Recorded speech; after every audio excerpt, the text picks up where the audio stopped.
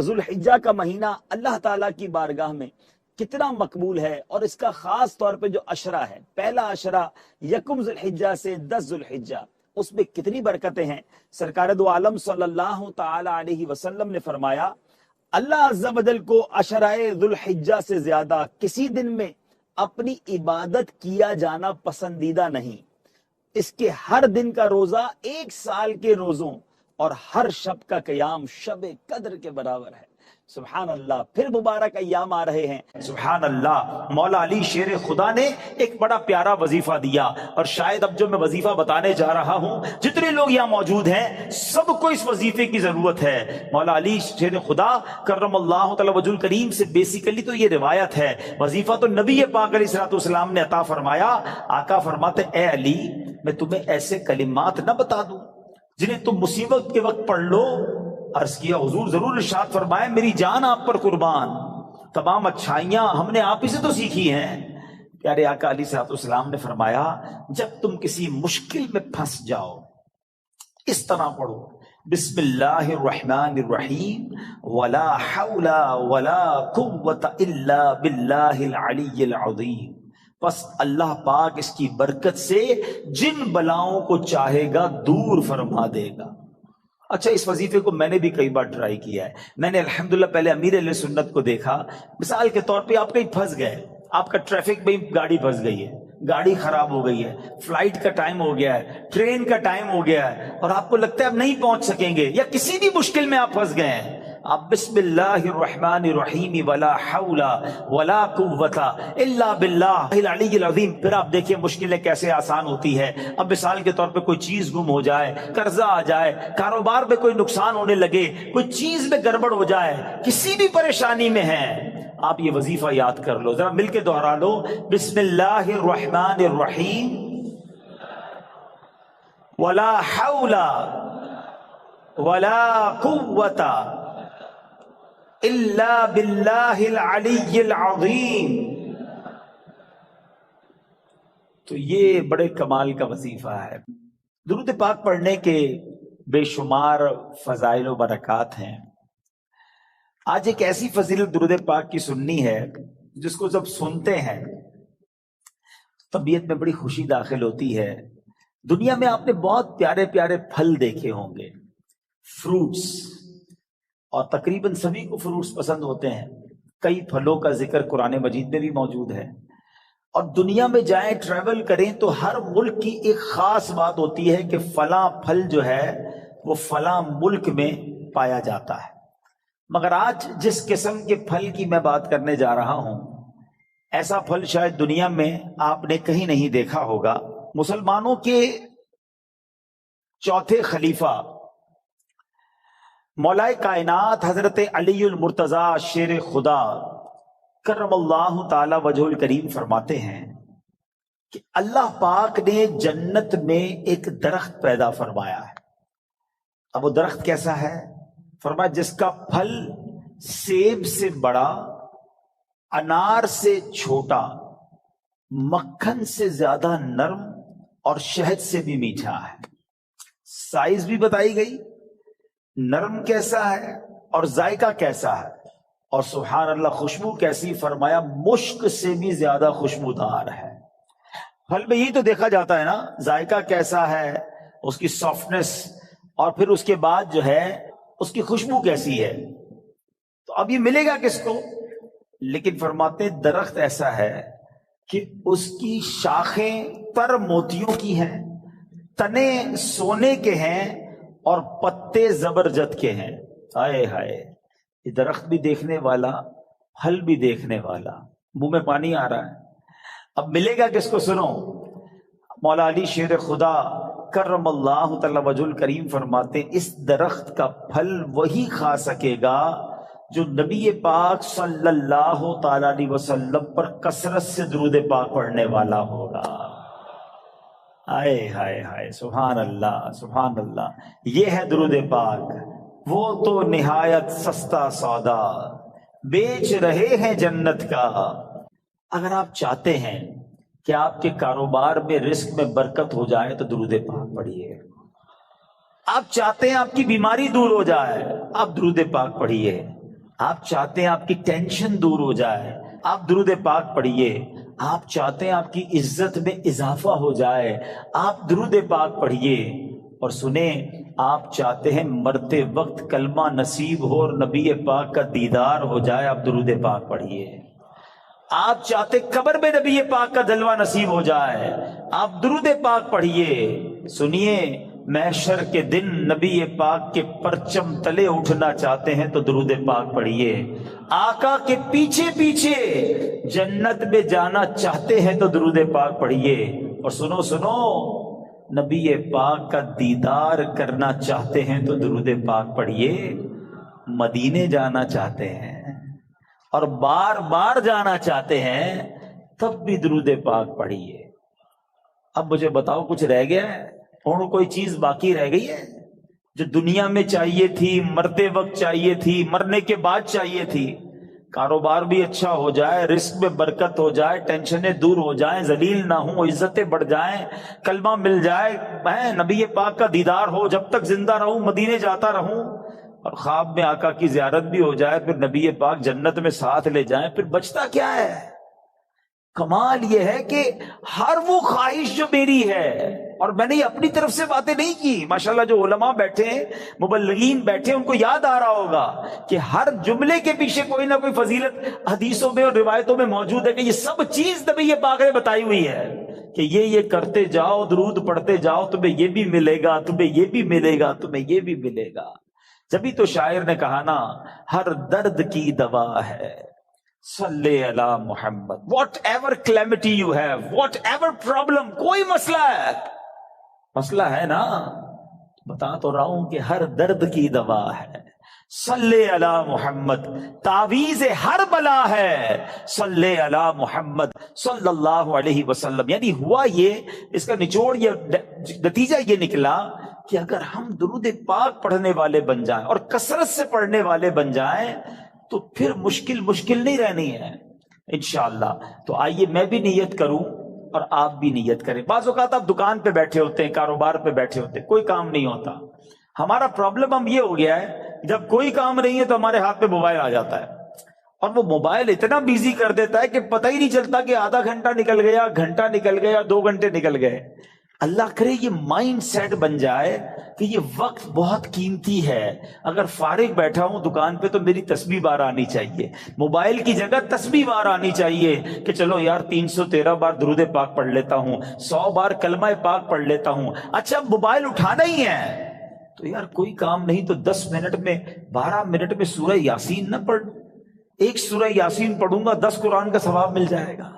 اب سوچیں، کاروباری ہو نا تو بنو نا کاروباری، کہ تھوڑی دیر میں کیا کیا کما سکتا ہوں، کتنی فضیلتیں کما سکتا ہوں۔ تو اللہ کرے اپنے وقت کا صحیح استعمال کرنے والے ہم بن جائیں، اور میری اور آپ کی زبان ذکر و درود سے تر رہنے لگے۔ اچھا اس کا بینیفٹ یہ بھی ہوگا، آخرت میں تو اجر ملے گا، اللہ کی رحمت سے کاروبار پر بھی برکتیں نازل ہونا شروع ہو جائیں گی۔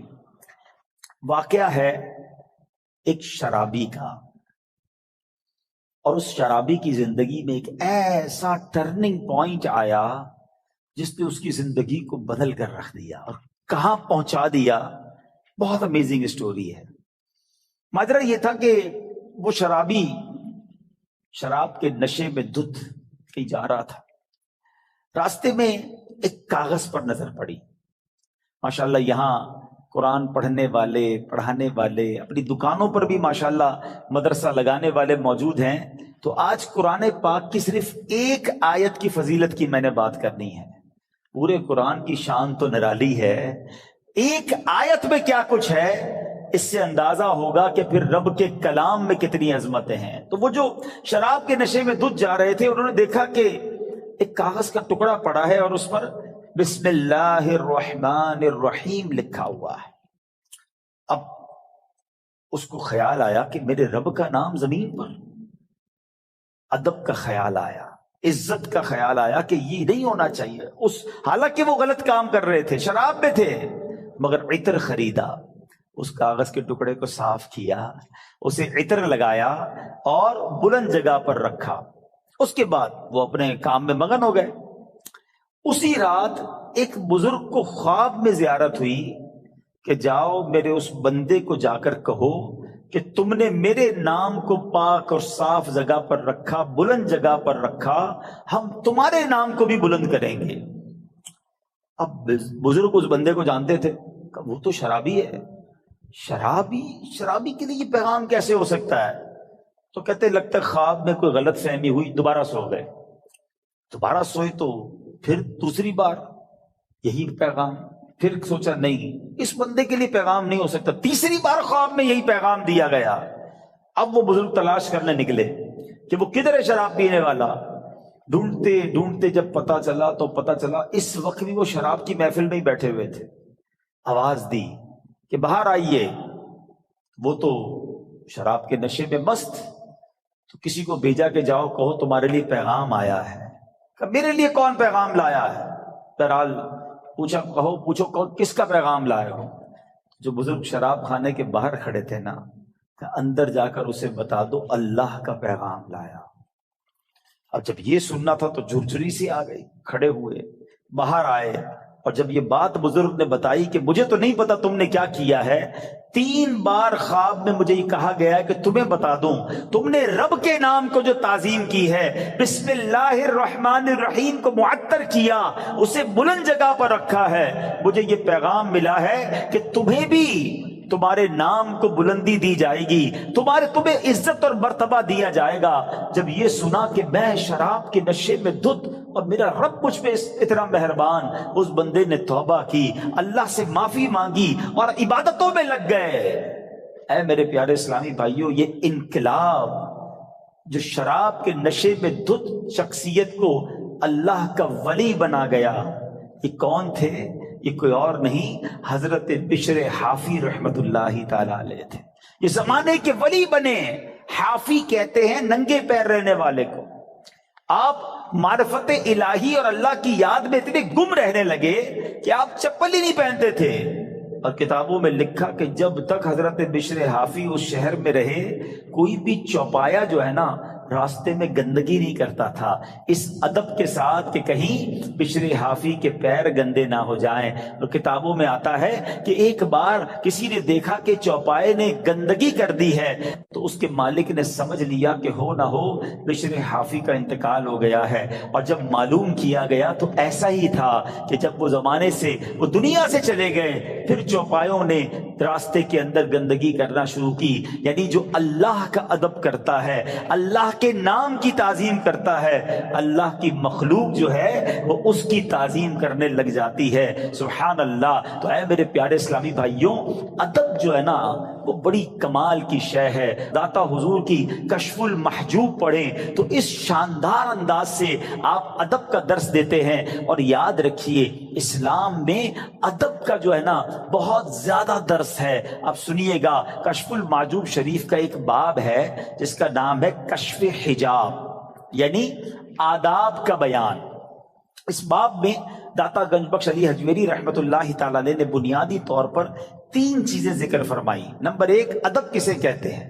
نمبر 2، ادب کی قسمیں کتنی ہیں، اس کی کیٹیگریز کیا کیا ہیں۔ اور نمبر 3، مختلف آداب زندگی اس میں بیان کیے گئے۔ اور سبحان اللہ، داتا گنج بخش جو ہے ادب کی اہمیت بیان کرتے ہوئے فرماتے ہیں کہ ہر شخص کے لیے اس کے مقام کے مطابق علیحدہ آداب ہیں۔ مروت، سنت اور عزت کی حفاظت ادب ہی کے ذریعے ہوتی ہے۔ اور پھر آپ نے قرآن پاک کی آیت جو ہمیں درس دیتی ہے، آپ نے وہاں پر تحریر فرمائی۔ سبحان اللہ، اللہ قرآن میں کیا فرماتا ہے؟ یا ایھا الذین آمنوا قوا انفسکم واہلیکم نارا وقودها الناس والحجارہ۔ اللہ قرآن میں فرماتا ہے اے ایمان والو، اپنی جانوں اور اپنے گھر والوں کو اس آگ سے بچاؤ جس کے ایندھن آدمی اور پتھر ہیں۔ اب بچانے کا طریقہ کیا ہے؟ صحابی رسول سلطان المفسرین حضرت عبداللہ ابن عباس رضی اللہ تعالیٰ عنہ اس آیت کریمہ کی تفسیر میں فرماتے ہیں ای فقہوہم وادبوہم، یعنی اے ایمان والو، تم پر لازم ہے کہ خود کو بھی اور اپنے اہل خانہ یعنی اپنی فیملی کو بھی جہنم کی آگ سے بچاؤ۔ مگر یہ ہوگا کیسے؟ تم کس طرح خود کو اور اہل خانہ کو آگ سے بچا سکتے ہو؟ اس کا طریقہ یہ ہے فقہوہم، خود بھی علم دین سیکھو، دین کی علم حاصل کرو، اپنی فیملی کو، اپنے بچوں کو بھی دین کی سمجھ عطا کرو۔ ادبوہم، خود بھی ادب یعنی مینر سیکھو، اور اپنی فیملی کو، اپنے بچوں کو بھی آداب سکھاؤ، اور یہ ہے طریقہ جہنم کی آگ سے بچنے کا۔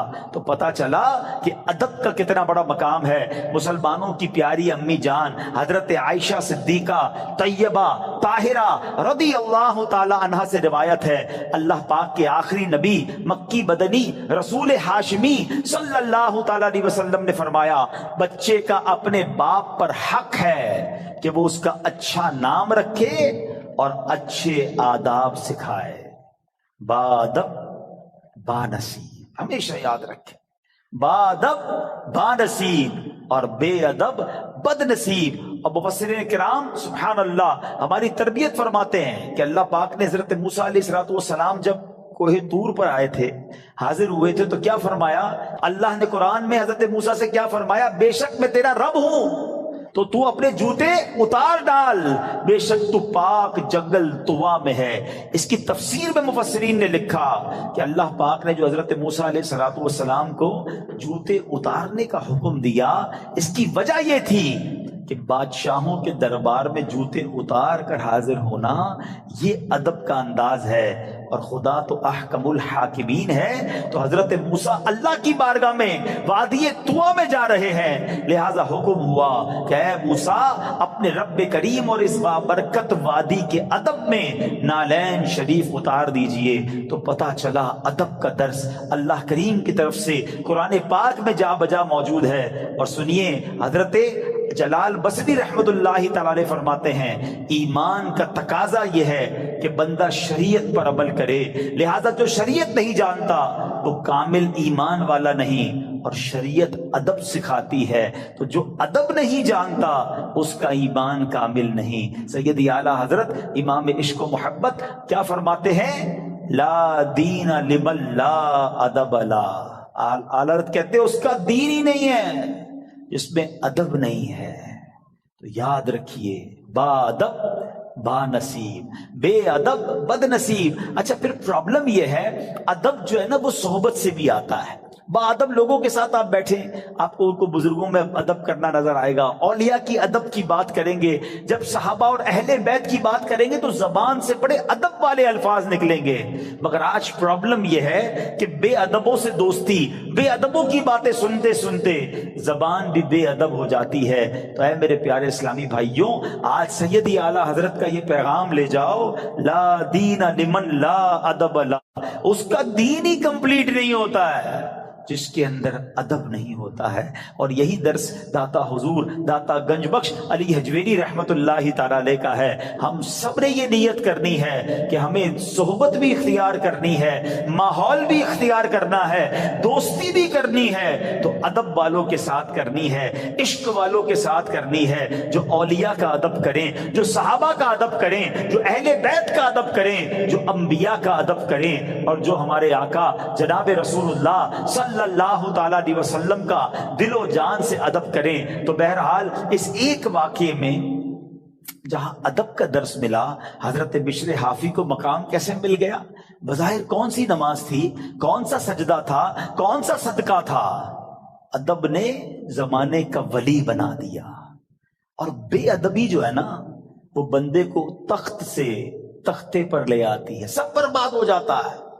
ابلیس شیطان عبادت گزار تھا نا، معلم الملکوت تھا، فرشتوں کا استاد تھا، جنت کا خزانچی تھا، بے ادبی کی نا، حضرت آدم علیہ السلام کو سجدہ نہیں کیا، بلکہ بڑے جس کو کہنا کہ تکبرانہ انداز میں کہا کہ میں کیوں سجدہ کروں، انا خیر من، اے اللہ میں اس سے بہتر ہوں، خلقتنی من نار وخلقتہ من طین، تو نے مجھے نار سے آگ سے بنایا، ان کو مٹی سے بنایا ہے۔ بے ادبی، ایک بے ادبی نے عزازیل کو، فرشتوں کے استاد کو ابلیس بنا دیا، مردود قرار دے دیا گیا۔ آج میں اور آپ سوچیں کہ اگر ہماری زبان میں ادب نہیں ہے، ہمارے انداز میں ادب نہیں ہے، تو ہم کہیں مارے نہ جائیں۔ اور ادب کی تعلیم ہمیں اپنے بچوں کو دینی ہے۔